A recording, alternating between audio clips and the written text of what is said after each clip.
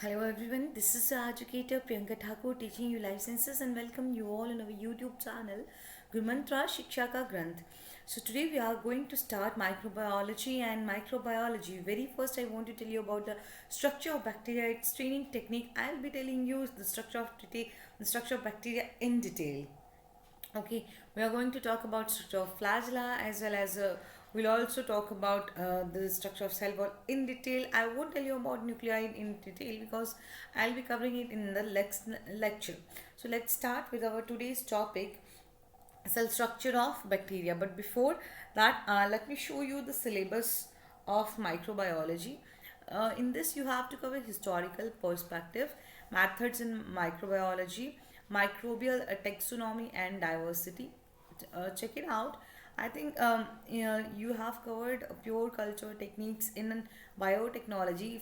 I'm not sure, but maybe you also have covered PCR already. Okay, you may not have cover antigen and antibody detection method for microbial diagnosis, or maybe no, but if time allow, I will be covering each and every of your topic. Then comes prokaryotic cell and function. We are going to cover this thing today. And then is microbial growth will be covered soon. Okay, then control of microorganisms, microbial metabolism, these things like electron transport chain, oxidative phosphorylation, glycolysis, all these things have already been covered. Calvin cycle, these things have been covered.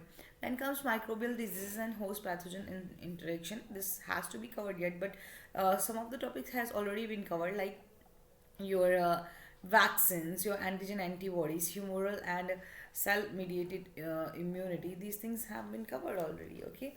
Then come chemotherapy, antibiotics, classification of molecular mechanism of mode of action and resistance. We will talk about antifungal and antiviral drugs. Okay.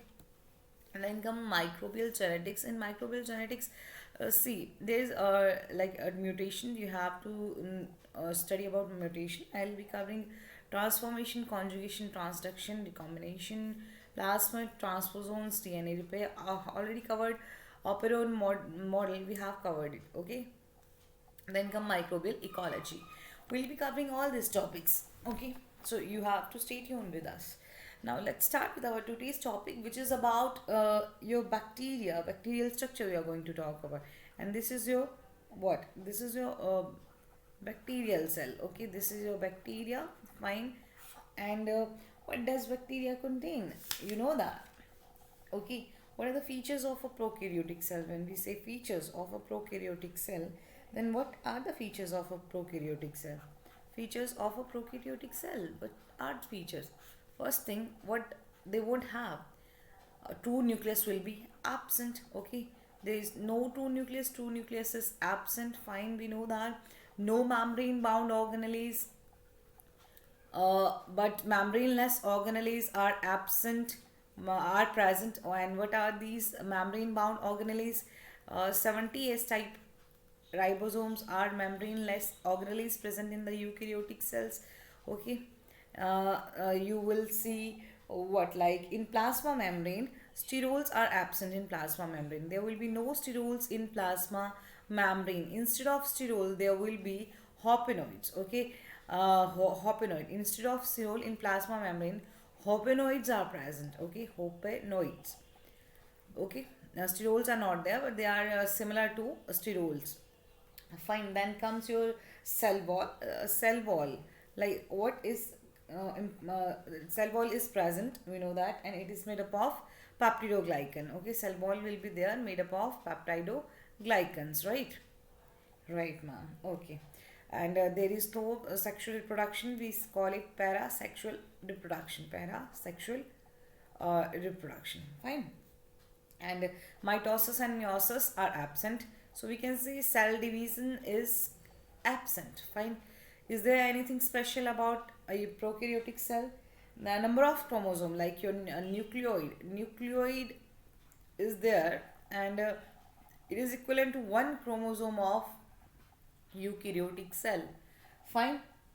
And then DNA, if histones are present or absent, then histones are absent. You can see pili and fimbriae in bacteria. They are present in some and absent in others. But flagella is found in most of the bacterias. Okay, flagella will be there. Fine. This is our, and one important, there is also glycocalyx. This is our what? This is covering. This is the covering of uh, bacteria. Okay, the covering of bacteria. The coat, you can say cell, kind of cell coat, but not exactly cell coat. Okay, covering of cell envelope. We can say cell envelope. Cell envelope will include what? It will have cell wall, then uh, glycocalyx for very first, glycocalyx, cell wall, and cell membrane. Fine. Glycocalyx is the outermost layer. This is the nucleoid. Okay. Uh, Extra chromosomal segment, I would say, if you want to call it. Okay. RNA, cytoplasm,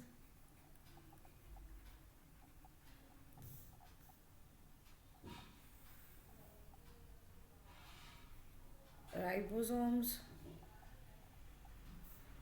If you make it like a big and small subunit, fine.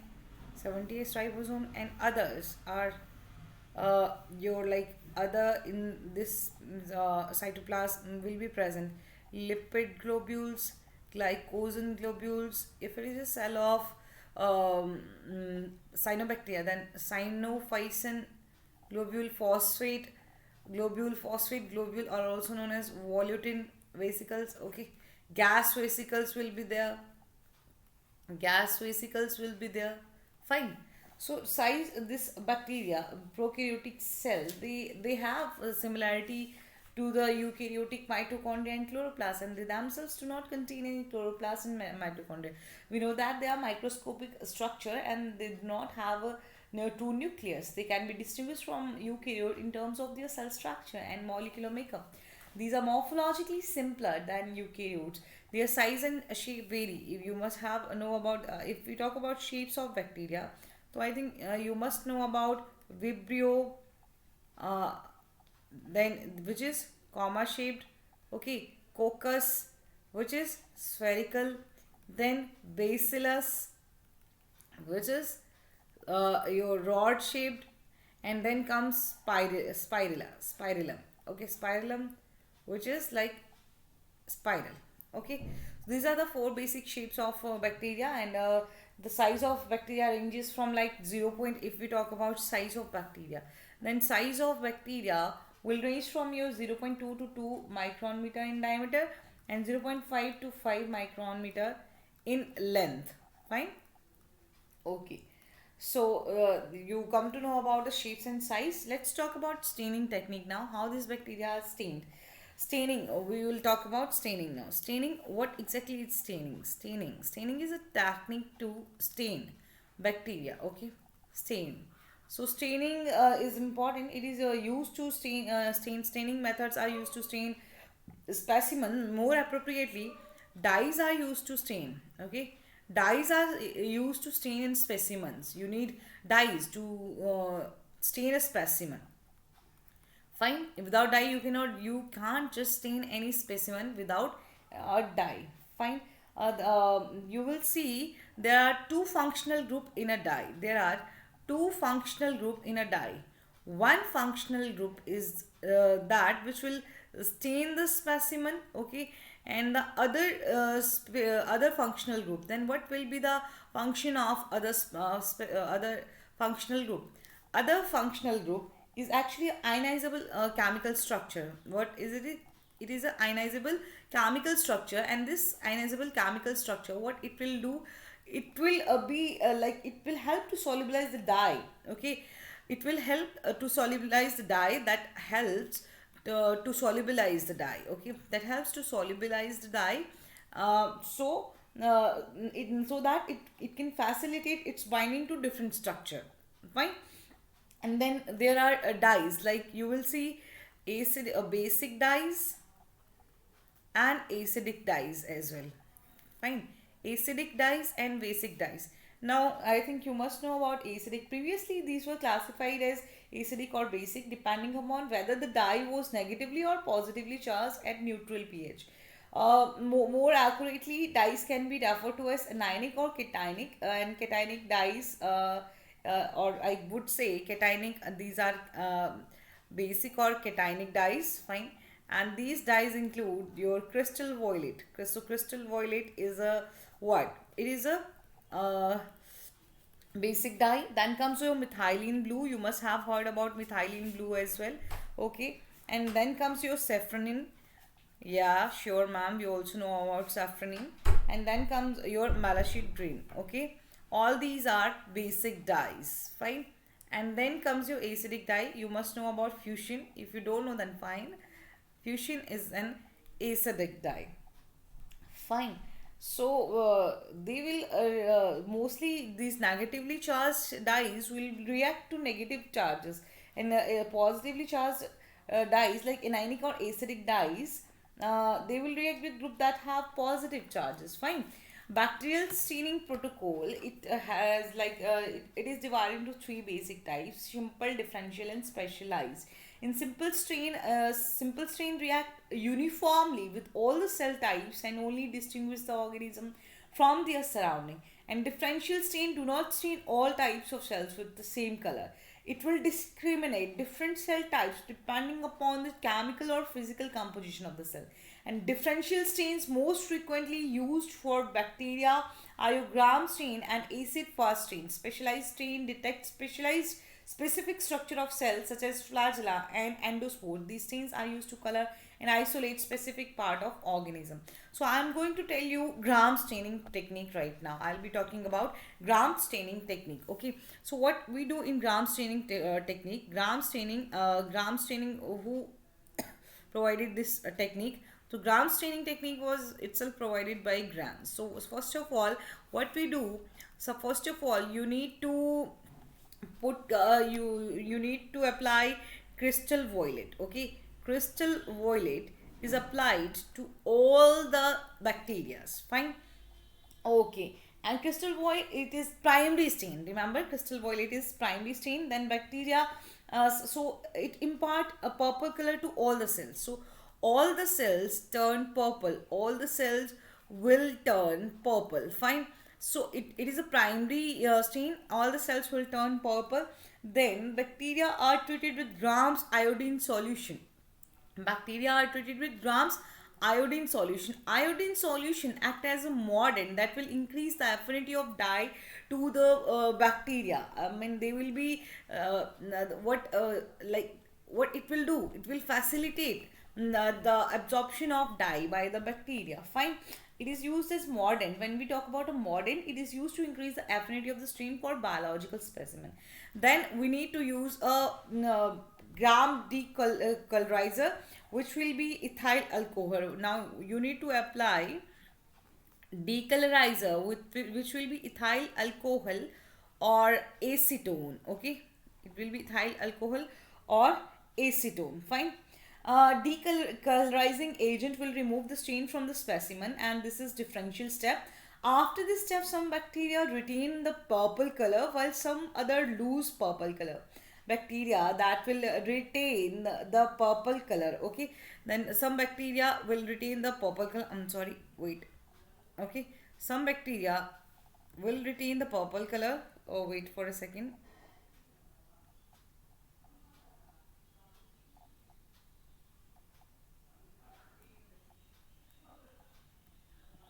Okay, some bacteria are going to retain purple color. If they have purple color, they are what? Gram positive bacteria. And if they have no purple color, it means they are gram negative bacteria. Fine. Because gram negative bacteria are colorless after the treatment with decolorizer, they are no longer visible. Thus, counter strain saffronin is applied. Since gram positive bacteria are already stained purple, they are not affected by counter strain. And gram positive bacteria that are now colorless become directly stained by safranin. This gram positive appears purple while gram negative appears red or pink. You understand? What can you do? You can apply like safranin. You can apply safranin. Fine. And then they will be pink or red, and your gram positive will be purple. Fine. So this is all about your gram staining technique. Let's talk about your cell wall now. This is the cell wall of gram positive bacteria. This is the wall of your gram negative bacteria. Okay, you can see the bacterial cell wall is mostly made up of peptidoglycan, and this peptidoglycan, this is also known as murine. What is other name for peptidoglycan? The murine. Peptidoglycans, these are unique to bacterial cells. And gram positive bacteria peptidoglycan, it will have like 20 to 80 nanometer thick layer of cell wall, and here in gram negative it will have 2 to 7 nanometer thick layer of cell wall. Okay, these are polymer which will have derivatives of sugar, like murines will have N-acetyl glucosamine, N-acetyl-glucosamine and N-acetyl muramic acid. Fine. And these both are linked together by one beta 1,4 glycosidic linkage. N-acetyl-glucosamine and N-acetyl-muramic acid are linked together by beta glycosidic bond. N-acetyl-muramic acid is N-acetyl-glucosamine with lactic acid attached by ether linkage. Okay. So peptide chain of 4 alternative D and L amino acids, which will be called as tetrapeptide, is connected to carboxylic group of N-acetyl muramic acid. Fine. So amino acid present in the tetrapeptide will be like alanine, glutamic acid, lysine, or mesodiaminopimalic acid. Two tetrapeptide chains will lie side by side, and they may be linked together directly to each other or maybe indirectly to peptide interbridge consisting of short chain of amino acids. And this reaction to form the peptide cross-linked during peptidoglycan synthesis is called your transpeptidation. Okay, so cross-linking will be formed by a reaction which is known as transpeptidation, and you can see there is teichoic acid. Okay, there is teichoic acid present in the cell wall of gram positive bacteria. No teichoic acid is present in the cell wall of gram negative bacteria. Okay, so gram positive bacteria, they have this teichoic acid are acidic substances, and when they are present with lipid, they are known as lipoteichoic acids. These are absent in gram negative bacteria, and their main function is to provide calcium, provide rigidity to cell wall by attracting some cations such as calcium and sodium, right?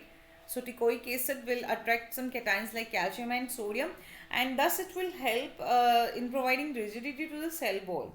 Okay, a mycoplasma comes under your eukaryotes. It does not have any cell wall. This is the smallest known bacteria. This is the smallest known bacteria which does not have any cell wall. Its membrane is osmotically resistant. The mycoplasma membrane is osmotically resistant. Okay, and what about next? Then it can survive without any host, and it does not require oxygen. It does not require oxygen for its survival. Okay, so remember, it is a cell. It does not have cell wall, and it does not even require oxygen. There are some other L forms of bacteria. These L forms are actually derived. These are actually derived from some bacteria which already had cell wall. But when you applied lysozyme or any antibiotic, L form is produced, and this L form have no cell wall. Fine. So these are different from the bacterial strain from which they were derived. We cannot call that mycoplasma are your L forms. They themselves are different individuals. They are not derived from any bacteria. So just check it out very carefully. The whole form, you can see in gram negative bacteria, you will see this is the outer membrane, inner membrane, periplasmic space. Okay, Here it is start cell wall. Cell wall actually have two layers in gram negative bacteria. Fine. And then lipid, there is lipid A, murine lipoprotein, O antigen, lipopolysaccharides, sporins. Okay, I'll be telling you each and everything to you in detail. But before that, I want to tell you about the biosynthesis of peptidoglycan. Okay, biosynthesis of peptidoglycan. How peptidoglycans are synthesized. Biosynthesis of peptido glycans. Fine. So how these are synthesized? So what happened? They can be. They have following many steps. Like in first stage will be first step will occur in the cytoplasm. So what will happen in the first step?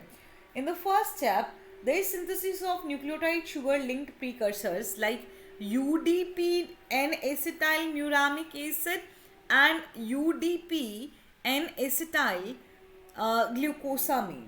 In the second step, there will be addition. There will be addition of your amino acids. So, like alanine will be added, glutamic acid in L and D forms. Okay, like glutamic acid is added in the D form.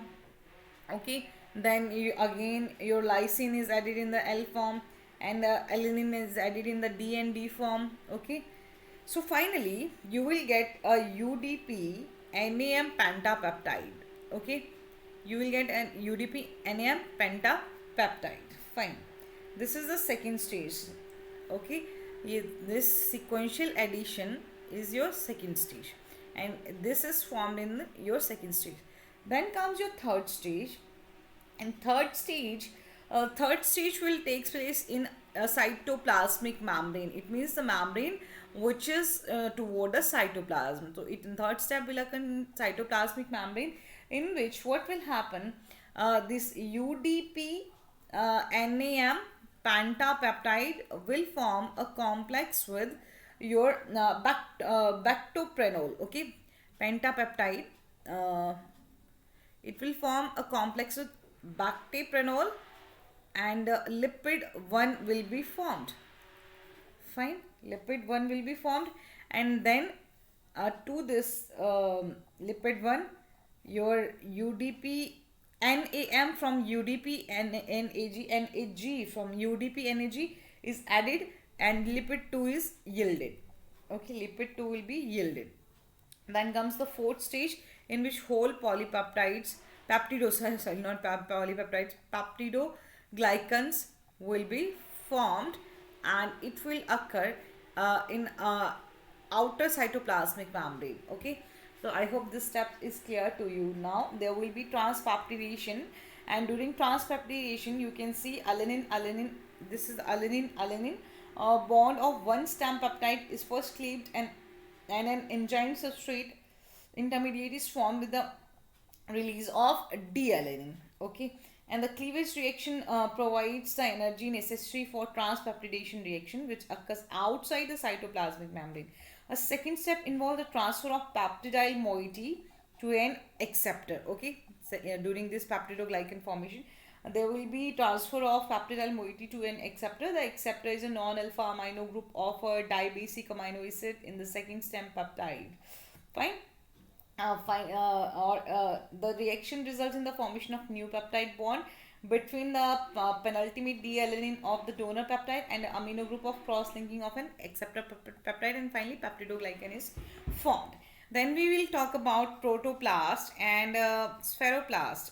You know about protoplast very well. What is a protoplast? The structure inner to spheroplast. Okay, the structure present inner side of the membrane is called protoplast. Okay, now, in gram-positive bacteria, when they are incubated with antibiotic penicillin in an isotonic solution, protoplast formation occur.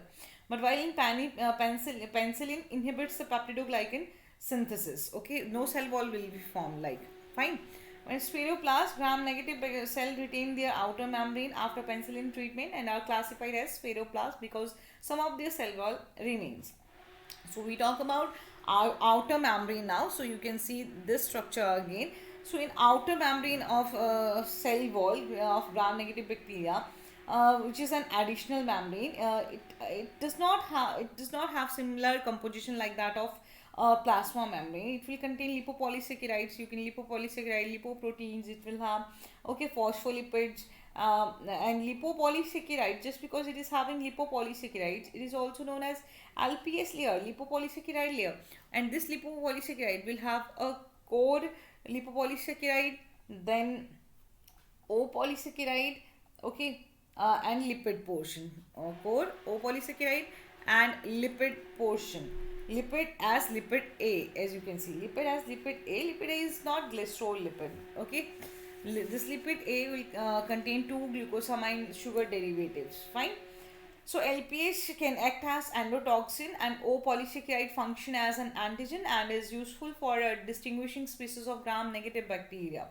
Fine. This is periplasmic space, and the material in this is also known as periplasm. Glycocalyx, I have already told you, is the outermost mucilaginous covering. If it is tough, it is known as capsule. If it is not that tough, it is known as slime layer. When we talk about plasma membrane, it is like just that of eukaryotes, but instead of sterol, there will be hopenoids present. In cytoplasm, I already told you there will be different types of like glycogen, like glycogen globules. There will be carboxysomes, which will consist of rubisco in sign of bacteria, which will be responsible for your photosynthesis, carbon dioxide filtration. There will be volatile granules or polyphosphate granules. Fine. And there will be some surface appendages. Okay, surface. This is your first of all, before telling you about surface appendages, I want to tell you about flagella. This is the flagella of bacteria. Fine. So flagella of bacteria will have a long filament. It will have long filament, a hook. This is a hook, and what, your basal body. This whole is a basal body, right? Then the hooks and is the end of filament, and basal body is the structure to which hook is anchored, and which will impart motion to flagellum. Flagellum is mainly made up of the flagellum in bacteria. It is mainly made up of flagellin protein. Flagella is mainly made up of flagellin protein in bacteria, while in eukaryote it is made up of tubulin. Like, it is rigid, but hook is flexible.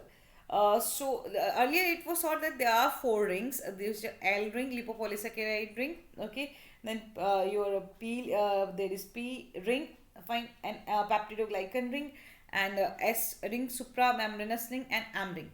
But now it was later it was found that the composition of both composition of both S and M ring are same, and they are together known as SM ring. But your fourth ring is now C ring, which is present in the toward the cytoplasmic side. You can say cytoplasmic ring. Okay, C ring will consist of three protein like FLIG, G, M, and N. Fine, you can see, and both MS and C ring act as a rotor. MS and C. Okay, these both act as a rotor. Fine, and then there is a stator, motor A and B. This is stator, motor A and B, which are arranged in circular array around the MS and C ring. They span the inner membrane. Motor A and motor B will form a complex that act as stator and torque generating unit. Fine, you understand about it. When we talk about filament is rigid in case of bacterial flagella, while in eukaryote it will be flexible. It is made up of flagellin.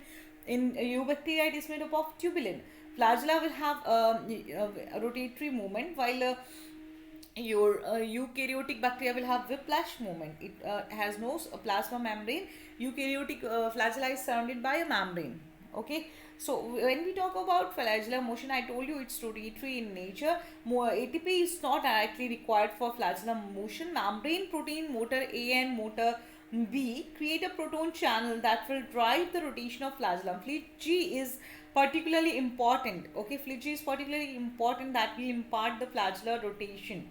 Flagellar rotation, it can be counterclockwise or clockwise. If it is clockwise, then forward motion will cease and cell will tumble. But when it is counterclockwise, or then flagella will impart forward motion, like it will run. Okay, so then comes this structure of flagella. If there is no flagella, then it is atrichous. Okay. Then if there is present one flagellum, it is monotrichous. If the flagella is present on both ends, one flagella is present on both ends, then it is known as amphitrichous, and it is present on one end tuft of flagella, it is known as lophotrichous. If it is present on both ends, it is known as cephalotrichous. But in Pathfinder, if you are studying it, you will see they say that lophotrichous bacteria will have tuft of flagella on one or both the ends. This when this flagella is present on all over the surface of bacteria, this is what we call peritrichous, means around peritrichous bacteria. Okay, great. Their structure, pili and fimbriae. Their structure, pili and fimbriae. You must know about these structures. So remember what are pili and fimbriae. Pili are like they helps in conjugation. Okay, pili help in conjugation. While we talk about substrate, fimbriae, they help bacteria to attach to substratum. They help bacteria to attach to substratum. Fine. Their number is like in thousands. They are almost 1 to 10 or 1 to 15, you would say. Okay. So they are required for pili are required for your parasexual reproduction. They are also known as six pilus. Fimbriae, they are mainly present in gram negative bacteria, while fimbriae may be present in gram positive as well as gram negative. They have long filaments and they have long filamental structure, while fimbriae has short filamental structure. Pili are made up of pillin. Pillin. Only is some gram positive bacteria such as Corynebacterium renale, they may bear pili. Fine. So let in the end I want to tell you about endospore. This is the endospore, and the image has been taken from your Pathfinder. Fine, you can read your Pathfinder very accurately. Check. See, this is cell wall, plasma membrane, DNA. How endospore is formed. You can see a vegetative cell is growing. When there is condition of starvation, the process of sporulation will begin.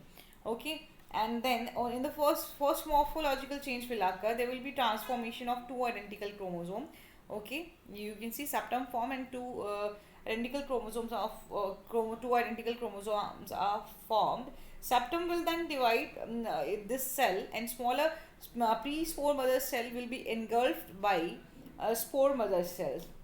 And this cell within cell, the plasma membrane separate the cytoplasm of one cell from the cytoplasm of the other cell and leave the space in between. In this space, the spore wall material is deposited. Okay, fine. So this will have exosporium. Okay, it will have exosporium, and then inner to exosporium is the spore coat. Inner to exosporium is the spore coat. Then there is cortex. Okay, not shown clearly. Then there is cortex, not coat. There is cortex. Inside to cortex is a spore cell wall or core wall. Then inside the core wall is a protoplast or spore core, which consists of ribosomes and nucleoid, but it is metabolically inactive. Okay, this spore will be formed of, it is resistant to it is heat resistant. Remember, this is heat resistant and dehydrated spore. It consists of dipicolinic acid. It consists of dipicolinic acid and will also have calcium ions. If I tell you about more characters of this spore, then this will have low enzymatic activity, high heat resistant, high radiation resistant. Its pH will range between 5 to 6, and its calcium content will be like too high compared to normal endospores. Water content will be low. This is dehydrated. If we talk about mRNA is if it is having mRNA, then it is have low mRNA, or mRNA may be absent in this. This is all about your endospore, and in the end you will see the difference between gram positive and gram negative bacteria. This is also from your Pathfinder. Okay, so gram negative bacteria, how much? 2 to 7 nanometer thick. This is 20 to 18 nanometer thick. There are no ticoic acid. Ticoic acids are present. Shape will vary, or like from spheres, oval, straight or curved rod, helices or filaments. Some have sheets or capsules. Spheres or rods, filament may show true branching also. Binary fusion mainly takes place. Sometime budding will be there in gram negative. Phototropic, chemolithoautotropic, or chemoorganoheterotropic. I will be telling you about nucleoid, plasmids, nutrition, everything in the next lecture. And gram positive are usually chemo organoheterotrophic. They may be motile or non-motile, and they can their flagella may vary from polar, lophotrichus, peritrichus, but mostly they are non-motile. Whenever they are motile, they will have a peritrichus flagellation. Okay, they can produce villi or fimbriae, which are usually lacking in the positive bacteria. They can not form endospores. So remember this thing: your bacillus is a gram positive. You must know about bacillus and clostridium. You must have heard about bacillus and clostridium. So bacillus and clostridium, these are gram positive bacteria which will form endospore. That's all for today. If you want to prepare for CSIR net, you can take the subscription of an academy to get and for this you can have the details of paid classes on your screen. This is for all the detail of paid classes. You can check out for how many months you have to pay, how much, and you can get 10% off by using the referral code Neha, which is the referral code of Neha Taneja ma'am. So go there, follow her, and she is gonna be a great mentor to you for your CSIR preparation. Along with this, do not forget to subscribe to our channel, subscribe and press the bell icon, and do not keep sharing the videos. If you want to join us anywhere else, then you can check out the description box. In the description box, you will get the links. On a single click, you will be there with us on our platform. Okay, that's all for today. Thank